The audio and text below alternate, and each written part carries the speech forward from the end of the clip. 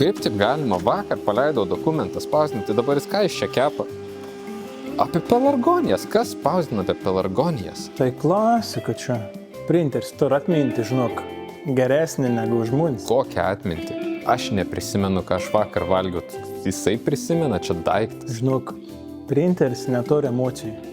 Ans laiko savo tvarkos, kitų žmonių neskaudintų. O, pažiūrėk, dabar rašo klaida. Popieriaus nėra, tai yra to popieriaus.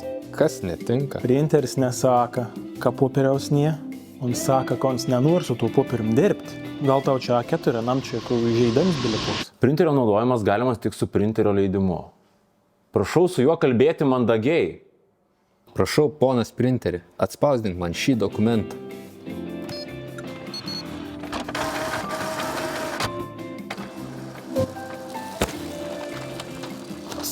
Juk sakiau, sanu reikia elgtis kaip su žmogu.